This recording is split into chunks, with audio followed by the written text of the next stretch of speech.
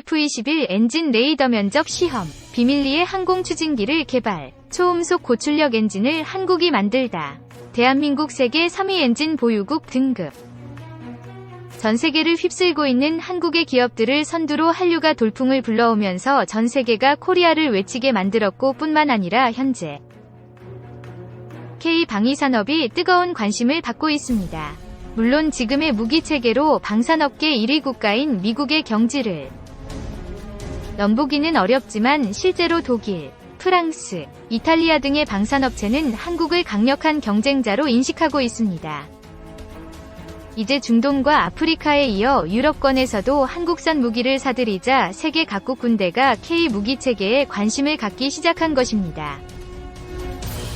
한국형 전투기 KF-X로 불린 국산 전투기 사업은 연구개발에만 8조 8천억 원이 들어가 단군 이래 최대의 무기 개발 사업으로 불리는데요. 올해 7월 초도 비행에 성공한 KF-21 보람에도 향후 한국 방위산업을 이끌어 나갈 효자 상품이 될 수 있을 것으로 보여지는데요. 비록 양산이 2026년으로 예정돼 있고 2030년대가 돼야 본격적으로 능력을 발휘할 것으로 보이지만 KF-21은 스텔스급 전투기로 독특한 의상을 가지고 있습니다. 이같이 KF-21 이 모습을 드러내면서 한국의 항공기 개발 기술은 이제 세계 최정상급에 도달했다고 해도 과언이 아닙니다. 실제로 KF-21 위 부품 국산화율은 1호기 기준으로 65% 수준으로 레이더 기술의 국산화율은 89%에 이릅니다. 현재 KF-21이 탑재된 엔진은 제너럴 일렉트릭사의 F414에서 400K로 엔진으로 A18 슈퍼호넷에 장착된 F414 400 엔진을 보라매에 맞게 개조한 제품입니다. 물론 500만 시간이 넘는 비행시간으로 신뢰도가 높은 장점이 있지만 사실상 한국의 첫 주력 전투기가 될 기체의 심장을 우리 손으로 만들지 못했다는 아쉬움이 큰 상황인데요. 사실 항공기 엔진 시장은 미국의 GE와 프렛 앤 휘트니, 영국의 롤스로이스 등 세계사가 분할하고 있으며 항공 엔진을 국가 전략기술로 육성하면서 해외 기술 이전을 막는 방식으로 시장을 독과점 형태로 유지해오고 있습니다. 하지만 우리의 끊임없는 기술 개발에 대한 열정으로 세계에서 손꼽히는 제조 강국으로 자리 잡아온 한국은 국산화에 대한 열망을 실행하고 있는데요. 최근 KF-21 조립 생산을 담당한 한화에어로스페이스 센터장의 인터뷰를 보면 우리 전투기의 심장을 우리 손으로 만들기 위해 얼마나 노력하고 있는지를 알 수 있습니다. 한화에어로스페이스의 강석철 항공행진 연구개발 센터장은 현재로서는 전투기 엔진 개발을 시작했다고 볼 수 없는 단계라며 개념 연구 과제를 제안하고 있는 기초적인 상황이라고 말했습니다. 즉, 한국이 국산 항공 엔진을 개발하지 못했던 건 본격적인 개발 시작을 하지 않았기 때문입니다. 그런데 시작 단계이지만 벌써부터 성과도 차츰 나타나고 있다고 하는데요. 한화의 어로스페이스에 따르면 KF-21에 들어갈 한국이 독자 개발한 APU 엔진이 현재 KF-21에 탑재돼 비행시험을 하고 있는 것으로 전해집니다. KF-21은 향후 2년간 비행시험을 진행하면서 엔진 국산화와 양산을 위한 다양한 성능 테스트를 할 것으로 보이는데요. 또한 한국은 여기서 만족하지 않고 선진국들이 기술 이전을 거부하는 고도의 기술 필수 안전 부분에 대해서도 직접 설계하고 제작해 국산화율을 높인다는 계획입니다. 실제로 현재 국가 차원에서 전투기 KF-21 탑재용으로 제트기급 첨단 엔진 개발을 검토 중인 것으로 알려졌는데요. 앞서 올해 초 산업통상자원부는 제트기급 엔진 개발은 오랜 시간과 많은 예산이 필요한 사업이지만 우리나라 항공 분야를 넘어 기계산업 전 분야로 이어지는 파급 효과가 크다며 관계부처와 제트기급 첨단 엔진 개발을 적극적인 검토하고 있다고 공식화했습니다. 전투기 엔진이 국가 안보와 직결되는 사안인 만큼 이제 한국도 본격적으로 항공 엔진의 국산화를 추진해 국격에 맞는 항공 기술을 확보하겠다는 것으로 해석되고 있습니다. 이렇듯 한국 정부가 KF-21 전투기에 들어가는 국산 제트 엔진을 개발한다고 공식적으로 인정하면서 한국이 미국 A-18 전투기에 들어가는 제트 엔진 회사와 기술 협력도 가능한 상황이 만들어졌습니다. 실제로 전 세계 군 관계자들, 특히 미국은 한국이 빠른 속도로 항공기술 분야에서 발전하고 있는 모습에 크게 놀라며 가능성을 봤다고 입을 모았습니다. 그것도 그럴 것이 한국은 저 바이패스 터보팬 엔진을 개발하고 있는 중으로 이는 엔진에 유입된 공기 중 일부를 바로 배출해 추진력을 만드는 방식입니다.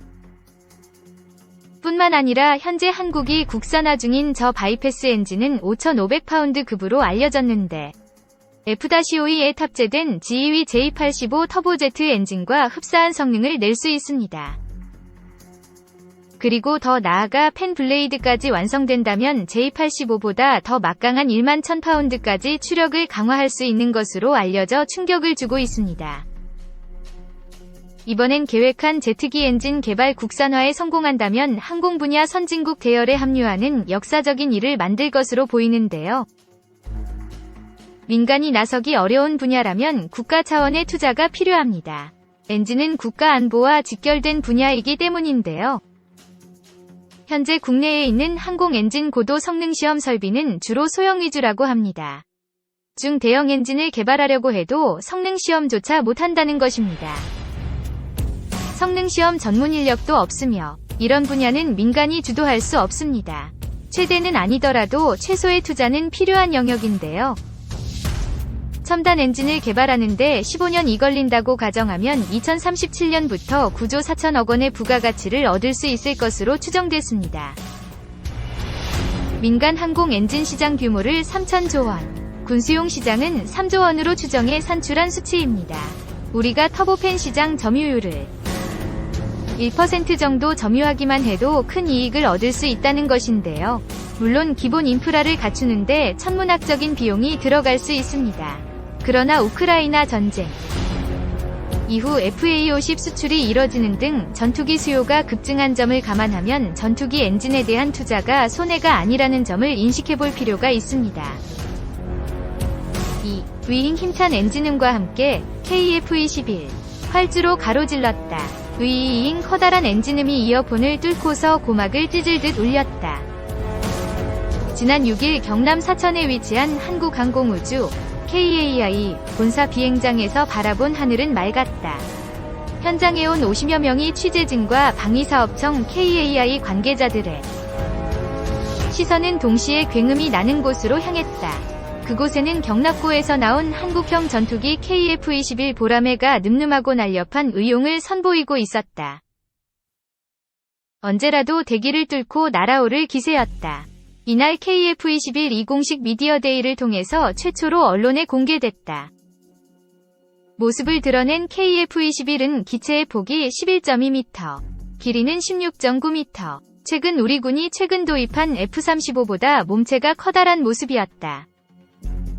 KF-21 보라매는 약 1km가량 되는 활주로를 약 5분간 한 바퀴 돌았다. 현장에 모인 이들은 긴장감과 기대감이 섞인 표정으로 KF-21이 활주하는 모습을 지켜봤다. 영상 32도에 육박하는 더운 날씨에도 자리를 옮기는 사람이 없었다. 경납고 앞에서 시작해 활주로 공간을 크게 한 바퀴 돌고 다시 경납고 앞까지. 짧았지만 긴장된 행사가 끝났다. 그 모습을 함께 지켜본 김남신 KAI 사업관리팀 팀장은 엔진 소리를 듣는 것만으로도 엔지니어로서 너무 감격스러운 순간이라고 말했다. 2015년 체계 개발을 시작하고 7년. 김 팀장이 쏟은 시간이 한마디에서 묻어나는 듯했다.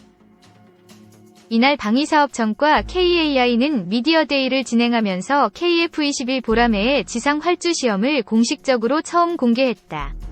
전문 용어로는 택싱이라고 부른다. 항공기 구성품을 검증하고 항공기가 본격적으로 움직일 준비가 됐다는 것을 테스트하는 시험이다. 택싱을 한다는 것은 항공기가 하늘로 뜰 날이 임박했다는 것을 위한다. 7월 들어 CJ6호기 제작이 완료되면서 현재 계획했던 비행 시제기 6대와 구조 시제기 2대는 모두 개발이 완료된 상황이다. 현재까지 체계 개발 일정 진행률은 62%. 오는 2026년까지는 추가적인 체계 개발 작업이 이뤄지게 된다. 개발에 들어가는 비용만 8조 1천억 원에 달한다.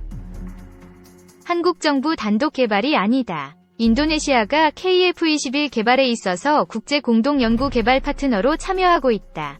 한국 정부가 비용을 60% 분담하고 인도네시아 정부가 20%, 국내 업체가 비용 20%를 분담해 개발이 이뤄지고 있다. 개발이 완료된 후 KF-21을 IFX, 숫자는 아직 미부여라는 이름으로 시제기를 공급받는다. 체계 개발이 완료된 후에는 2026년부터 양산과 추가 무장 시험이 동시에 진행된다. 이후에는 순차적으로 우리 군에 80여 대가 배치될 계획이다. 이날 방사청과 KAI가 공개한 것은 택식 모습이지만 그 외 KF-21과 관련해 논란이 된 주제들이 브리핑 자리를 통해 다수 거론돼 눈길을 끌었다.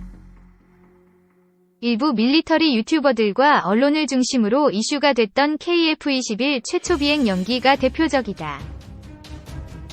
브리퍼로 나선 노지만 한국형 전투기 사업단 체계 총괄팀장은 7월 셋째에서 넷째 주 사이에 최초 비행을 할 것으로 예상한다 면서 의혹이 많이 나오지만 확실한 날짜를 특정 못해 드리는 이유는 비행 준비 안전 이슈를 확인하고 있기 때문이라고 했다.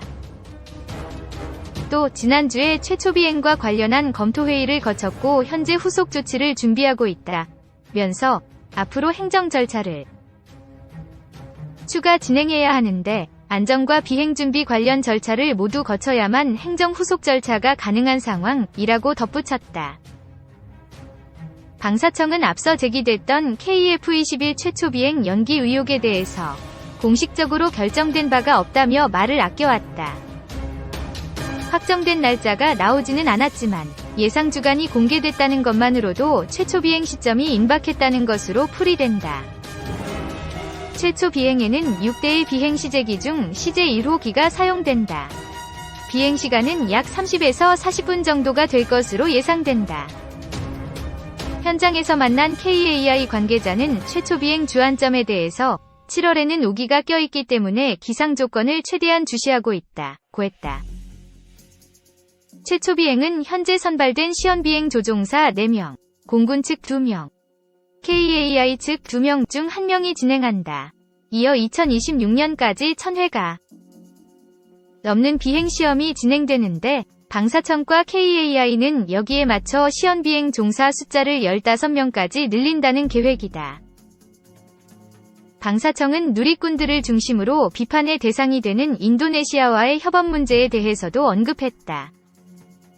노 팀장은 인도네시아와 협력 관계에 있고 언론에 보도된 대로 아직 KF-21 개발 분담금이 다 지급되지 않은 상황이라면서 아직 체계 개발이 다 완료될 때까지 시간이 아주 남아있다. 분담금을 지급하지 않을 경우엔 당연히 시제기를 제공하지 않을 것이라고 했다. 노 팀장은 어지러운 국제 정세 속에 KF-21 개발도 영향을 받는 것 아니냐는 지적에는 실제로 비용 문제로 우려는 되지만 잘 준비해 나갈 것이라면서 조만간 비용 분석과 타당성 평가가 나오고 최종 비용도 공개가 될 것이라고 했다. 한편 방사청과 KAI는 이날 KF-21 택싱 외에도 현재 진행 중인 KF-21 하중 보정시험 및 구조시험 모습도 동시에 공개했다. 이날 방사청이 공개한 KF-21 위 주요 부품 국산화율은 AESA 레이더의 경우 89%, IRST는 37%, EOTGP는 82%, EW 스위트는 77%, 엔진은 49%, APU 보조 동력 장치는 73%다.